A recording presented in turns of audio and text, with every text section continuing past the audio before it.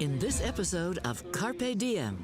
The Indigenous peoples of Canada have a long and rich history. Today, we'll explore the lives and cultures of First Nations and Métis elders. Carpe Diem. Seizing the day for Canadians as we age. Welcome, and thank you to the nations whose lands we're on. Art is a very important part of our culture and history. Let's go and meet this week's Zippy Zoomer.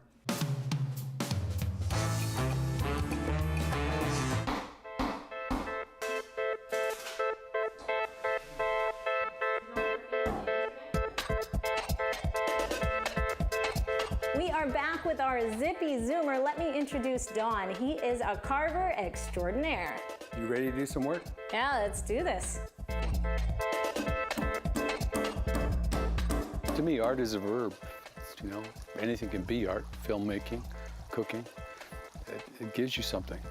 It's like when you're doing it, time stands still. I tend to look at it as a sport in the sense that whatever you're doing, as long as you're totally relaxed physically, you can do it a long time. I don't tend to use muscle. I tend to use style. Yes. And if style isn't going to do it, then I find a machine. You can only push your body so hard. At this age, I look at it, if I get 6 or 8 hours a day, I'm happy because that's a level of performance I can maintain easily. If I have to push 12-hour days or 16-hour days like when I was in my 20s, Wow. I couldn't do that now. This is hard work. The biggest thing isn't so much the performance of your work. I mean, you'll always be able to work. It's just, we don't have a Medicare plan. Right. We don't get a pension. No. So if you're not working, you're probably not going to eat too long. Don came up with this idea of doing a cut aluminum security gate for me. When the gate is closed, you actually have the design of the full animal. And the design works so that it matches up, so that you repeat the design. Just talking about Don Yeomans and sort of the variety of work he does, he works a lot in wood, but he also works in jewelry. Don did my bracelet, for example. Nice. I probably actually met Don in the mid to late 80s. He's one of my best friends in this business. Well, we go back a while. Doug and I, you know, I did my first show with him in Vancouver, and it was actually his first show in his gallery, so. I do this for a living, so if things work out, I sell them. If my wife likes it, like in the case of this, I give it to her. And this piece here is called Mythic Journey. We're gonna head back to the studio with Carmen. If you have a Zoomer to nominate, don't forget to nominate them at zippyzoomer@carp.ca. Art. It's a universal language, isn't it? Way of expressing their artwork is through beading. And when beading came into north, or well, you could say into this country, it was introduced in the form of silk embroidery. And they found out that the silk was a little more expensive when the beads were introduced, so they stuck with the bead. More or less today, we see a lot of that beadwork. Artists that live in Stolen territory today are explorers. I would describe them as explorers because they're going out into the world and they're adopting different forms of art. They're expressing who we are in a different format. That is an expression of the values, the stories, the legends that identify the history of the people. But also I would say it's part of everyday life.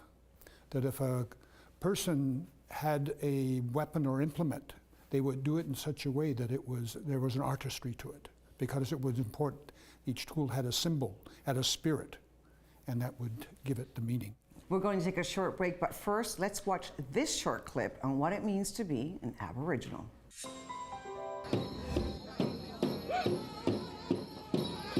In my heart, I want to do the best I can for other people and also myself.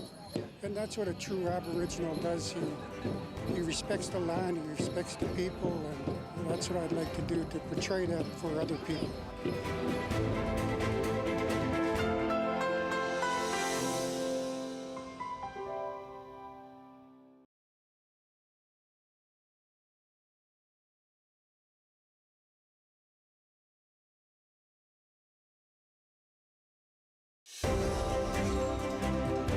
Carpe Diem. Seizing the day for Canadians as we age. Welcome back. British Columbia is home to 198 First Nations. I want to ask our panel, who are the First Nations in the Métis? As far as my knowledge, listening to my elders talk about our history as Métis people, when that started. When did the Métis start to exist in this country, what we call Canada? And that started when the fur trade started here in Canada. The two companies that started the fur trade, Northwest and the Hudson Bay Company, they needed a lot of help in many ways to communicate with the First Nations people. They didn't understand each other. So they found a way to make that happen, the communication. They married First Nations women. And when they had children, today we know those children as Métis, those people as Métis. I consider probably the first Canadians in Canada. When the settlers first came to our territory, we were introduced to a different way of life. And Canada passed a law called the Aggressive Assimilation Policy that moved us from speaking our own language to speaking the Canadian languages, English and French. And along with that shift, there's a lot of different changes that we've gone through in how we interact with one another, because for 132 years, our people lived in residential schools. And living under those conditions was different from how we lived before. So since that happened, we've been a people in transition. We've been having to adjust to Western way of life. Canada, in the country of what we know as Canada, there are, depending how you identify it, 9 or 11 linguistic groups. You'll find 7 of those linguistic groups in British Columbia. Salishan, whose territory we're in, is Coastal Salish and Interior Salish, and divisions. Traditionally, before contact, the identity, the tribal groups were based upon watersheds and languages. My great-grandfather Johnny Peters was from this territory, Coastal Salish territory. My great-grandmother Catherine Moses was from Interior Salish. And they came together and, had a family. Well, there's been a prescribed identity. And when one definition of an unhealthy community is when it is defined from outside rather than the community identifying itself and having its terms of references, values imposed rather than people agreeing amongst themselves what the formal rules and what the informal rules are about how we should get along together. And that's the transition that Gerald is speaking about, and that's the transition that Philip was referring to. And the policy from the Aggressive Civilization or the Gradual Civilization Act of 1847, when being Métis or Native Indian, Aboriginal was a social cultural phenomenon, it became a legal terminology with the goal of complete assimilation. So the Métis, First Nations Inuit Métis, would be gradually absorbed into the body politic, as Duncan Campbell Scott put it. We have so much to learn, but first let's take a moment because Dean went to spend some time with the Squaw Nation. Here's a clip.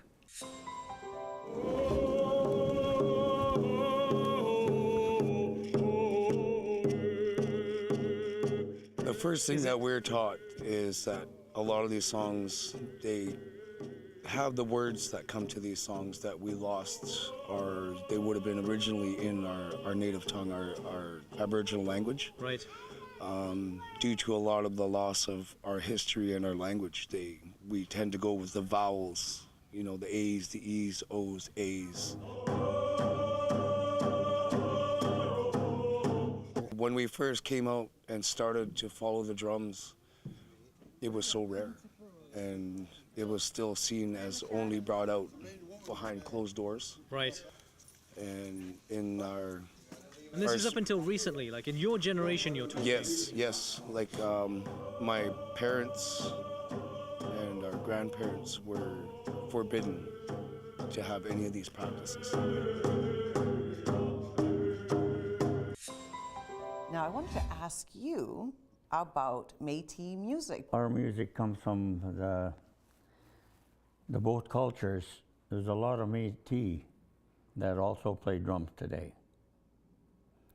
For a long time it was underground. It wasn't proper for them to play that. But today we see more the Métis will interact with drum, and their main music was the fiddle. That's how they express themselves, by dancing. And when they gather and socialize, the fiddle would come out. And there's many, many different steps to the fiddle music. We're going to watch a little video on that, but let's go back to First Nations music. One of the food, music are very powerful in all cultures, telling stories. Those were used. I have a younger cousin who was in Carpe Indian residential school. They were punished physically if they sang to Schwappen songs, and if they sang their songs, and they were the pipe band. They had a pipe band that traveled. So they were introduced to the songs and dances of another culture, not in a way which was enjoyed, but in a way, and music should bring, moving to the soul. On that note, why don't we learn a little bit and watch the Métis jig? Métis fiddle music and performance is influenced by Scottish, Irish, French, and First Nations traditions, resulting in a unique style. Vigorous foot tapping is believed to have originated as a replacement for First Nations and Celtic hand drumming.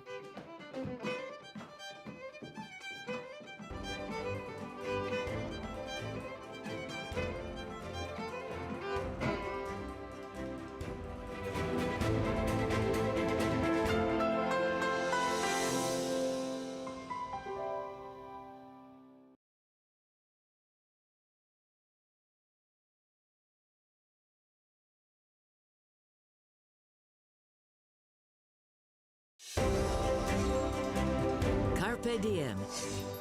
Seizing the day for Canadians as we age. Welcome back.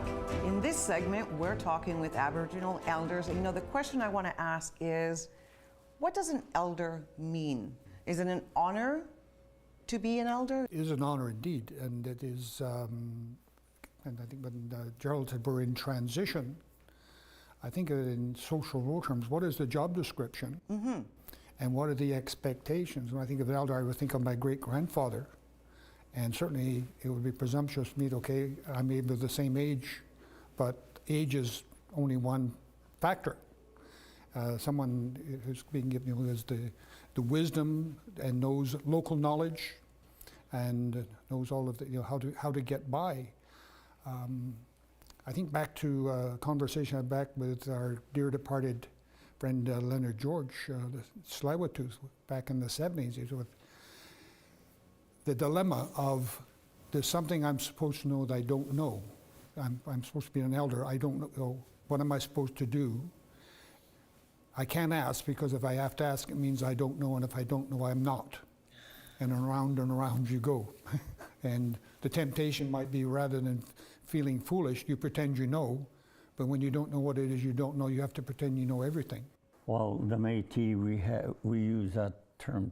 That's a term that's used. Elder come from the Western language, the word elder.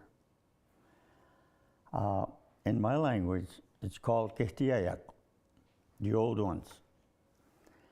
And there is no definition as an elder, the word elder. Elder is basically chosen by the community. A person cannot call themselves an elder. An elder is like an encyclopedia. An elder has all these values that they carry with them, respectively, to their communities and to their nation. And that's why they choose you. And a lot of times when you get to that level, it's kind of scary at the beginning because you don't want to overstep anybody. I'm not an elder, but it was the same thing that happened to me, especially in an urban setting. Now, in a Métis community, a colony, or a settlement, they're like reserves. There, when I go back there, there's elders there. I take a step down, and these are the ones that are recognized in that community. Well, I like the description. And in fact, right now, let's go back and spend a moment with Diem because he's spending time with an elder and her grandchildren.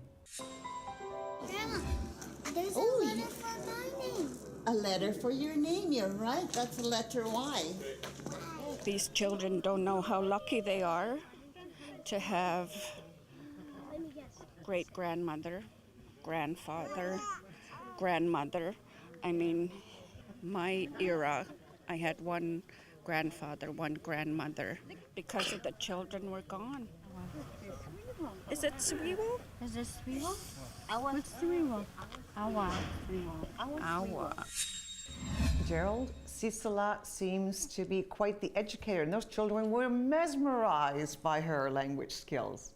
She's very fortunate to have a mother that is a fluent speaker of Halkomelem. She was honored recently with a degree from the University of the Fraser Valley, and it's really heartwarming to witness my relatives doing the best that they can with the teachings that have been handed down over the years, despite the history of bad medicine. We have a history of trauma that has given us a lot of challenges in the way that we interact traditionally. And like my Métis relative has shared, we're doing the best that we can to learn as much as we can so we can pass it on in as good of a way as possible. We'll be right back. But first, as things change for Indigenous communities, education is key. When I graduated, there was only maybe 2 or 3 of us within the Chilliwack area. Now you look at it, you can see a good crop of kids coming in and graduated, and I think that's very important to them, is getting their graduation.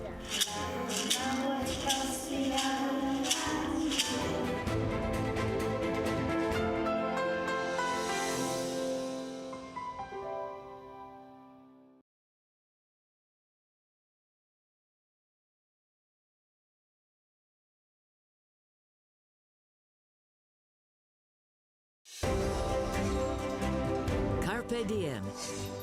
Seizing the day for Canadians as we age. It's now time to go around the panel and ask for final thoughts. What is haunting me today is the fact that for 132 years our children were put into a system that was not healthy. When my parents sent me off to residential school, they didn't tell me what to expect when I got there. So when I witnessed the things that I did, when I experienced the loneliness of that environment, I didn't know how to handle that. And I see a lot of our relatives in that same predicament today. What I would like to see is more of our people giving themselves permission to find a process that works in relation to letting that history of bad medicine go, that history of trauma. The issue for Inuit, First Nations, Inuit, Métis is that we're beginning to know our story. It's only recently we can have these conversations without going to jail for sharing the stories. But for the settlers, it's important that they know their stories and their role in it, both positive and negative, so they can be a healthy conversation that is without guilt, without acrimony, so we can all move forward as two-leggeds together. I think both of my colleagues here are on track of what I really wanted to say, but at the same time, as a Métis person, for the first time, we've been recognized, especially in the West Coast area here. We haven't been, but it's coming to that now because of education. It's in the schools. Our history is being taught in the schools by our own people.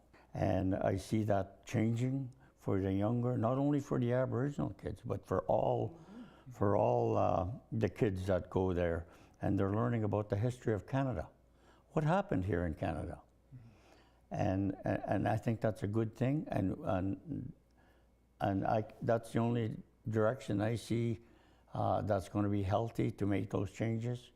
My passion is to see these little ones learn about who they are in those schools, be proud who they are, their history. And they're the ones that's going to turn the table. Gentlemen, thank you so much for being with us. I know that we just barely touched the surface of what it means to be an elder, but I really appreciate you taking the time to be with us. That's the show.